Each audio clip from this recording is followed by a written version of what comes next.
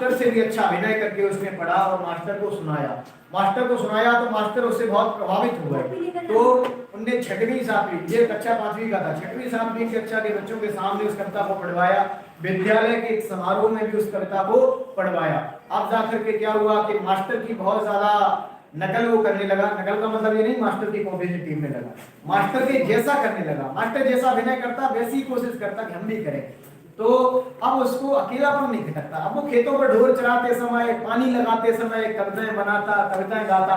पहले अकेलापन उसको बड़ा खटकता था, अब ऐसा लगता है कि जितना अकेला रहे उतना फायदा है, क्योंकि अकेले में कविताओं को बहुत तेज गा सकते हैं, पूरी लय के साथ गा सकते हैं, पूरी धुन के साथ गा सकते हैं, खूब तेज कविताएं गाएं, कोई सुनने वाला नहीं है। खुद में बड़ा आनंद आता था, आनंद की अनुभूति होती थी। दो तरह के सुख होते हैं, शारीरिक सुख और मानसिक सुख। ये होता है मानसिक सुख दूसरा वाला, ठीक है ना।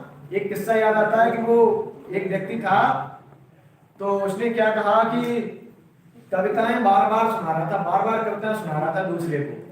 तो बार बार कविताएं सुनाता। एक बड़े नेताजी रुके हुए थे धर्मशाला में, नेताजी को कविता सुना रहा था। उसने कहा कि सर एक और कविता सुनो। उन्होंने कहा नहीं, बगल वाले को सुना। उन्होंने कहा नहीं आप ही सुनो। बगल वालों ने कहा कि तुम इनको सुनाओ। तो वो सुना रहा, तो एकदम से वो पानी पी रहे थे। तो एकदम से क्या हुआ कि वो बोर तो हो ही रहे थे कविताएं सुन के, कुछ ऐसी बात हुई, यानी क्या होगा, पानी मतलब उड़ल करके उनके मुंह से पानी उस जो कविता सुना रहा था उसके मुंह पे चला गया। उसने सोचा कि भाई ये तो बड़ा गुस्सा होगा, ये कैसा कार्य करता है ना, कि ये कैसा नेता है कि भाई ये तो पानी का कुल्ला कर दिया इसने मेरे ऊपर, ये मतलब सिटपिटा सा गया एकदम। उसने बड़ी माफी मांगी, कि बहुत माफी मांगी, कह रहे धोखे से हो गया है, ऐसा मेरा कोई उद्देश्य नहीं था ये वो।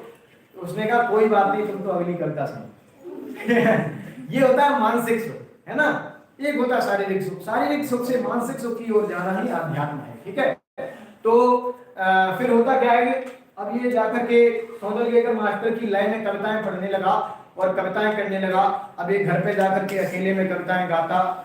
मास्टर ने एक मालती की बेल पर कविता लिखी थी। किस पर लिखी थी? अपने घर में छाई मालती की बेल पर। तो अब इनको लगा कि अपने आसपास की चीजों पर हम भी कविता लिख सकते हैं। आसपास की हो सकता है कक्षा के माहौल पर लिखें, खेत पर कविता लिखें, रास्ते में एक सुंदर सी लड़की मिल गई उस पर कविता लिखें।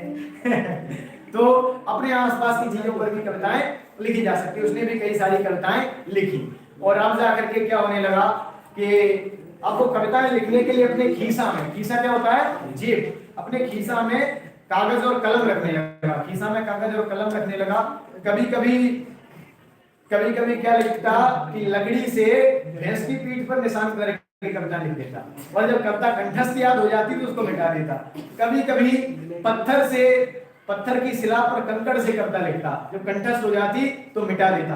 किसी रविवार कविता याद हो जाती, कविता बन जाती पूरी, तो सोमवार की सुबह मास्टर के घर जाकर दिखा देता। अगर सुबह होते होते का धीरे टूट जाता तो रात को ही जाकर के मास्टर के घर पर दिखा देता। इतनी ललक जग गई।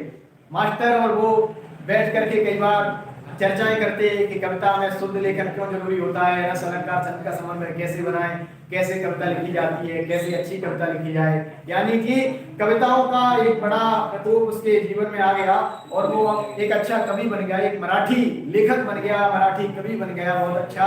और अब जाकर के गांधी जी देश दुनिया में चर्चा है, एनसीईआरटी की किताब में वो है। तो आप समझ सकते हैं किस प्रकार से शून्य से शिखर तक पहुंचाई है, ठीक है ना। तो मराठी के प्रसिद्ध कथाकार आनंद यादव के लिखा हुआ ये पाठ है, जिसकी चर्चा ये उसका एक अंश दिया गया है आत्मकथात्मक उपन्यास का, जिसका हिंदी अनुवाद केशव प्रथम वीर ने किया है। मुझे आशा है कि आप सबको अच्छा लगा होगा। बने रहिए हमारे साथ, हम प्रयास करेंगे कि जितना मेहनत से रहता है आपके लिए कर सकते। बंद करिए। बंद करते तो हमको जीरो लोग जोड़े हैं, वो बंद कर दो, ऑटोमेटिक अपलोड हो जाएगा। इसलिए कौन से वो तो बंद हो जाए, तुम नहीं करेंगे तुम छोड़ो। अरे स्विच ऑफ और कर दो। ये तो वाला चलाता रहे, कशु नहीं चला रहे तुम। चलाता था चूल्हे निकाल लियो।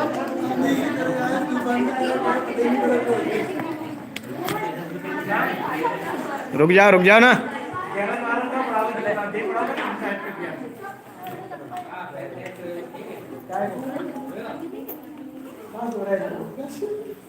चलो ठीक है, बच जाओ।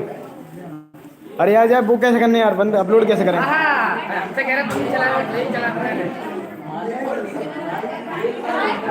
Save highlight